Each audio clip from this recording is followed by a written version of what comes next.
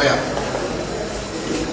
Le procureur de la République près le tribunal de première instance de Koya porte à l'attention de l'opinion publique un accident de la circulation routière est survenu le jeudi 28 2025 aux environs de 17 h sur la route nationale numéro 2 reliant Koya à Forêt-Carrière, précisément au secteur de Todilon, ayant causé le décès de M.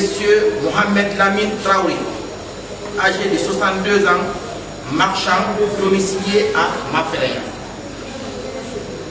Les premiers éléments de l'enquête révèlent l'implication du véhicule conduit par M. Mohamed Seydou Banouban, alias Singleton. Les faits sont constitutifs du délit d'homicide involontaire, prévu et réprimé par les dispositions des articles 216 et 217 du Code pénal.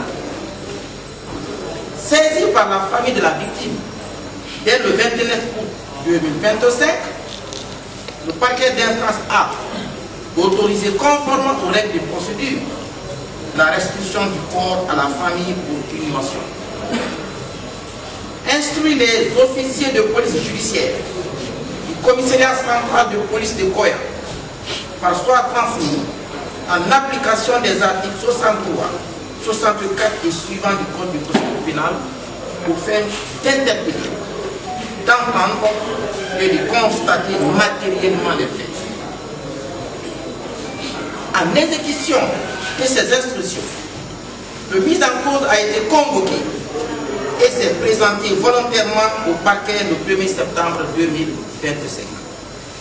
Sur les lieux, des constatations et reconstitutions ont été effectuées en présence des autorités judiciaires, administratives et sécuritaires.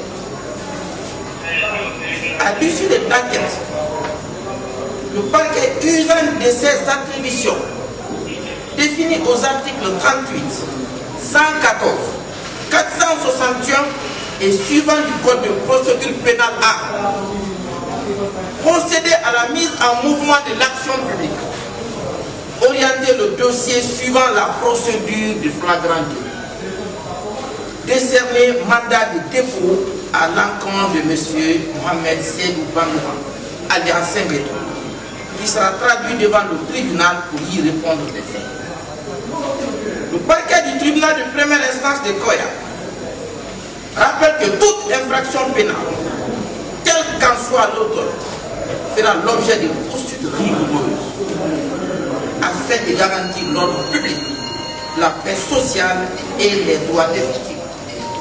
Enfin, conformément à l'article 8 du Code de procédure pénale, le présent communiqué officiel vise à prévenir la diffusion d'informations fragmentaires ou erronées et garantir la transparence dans la conduite.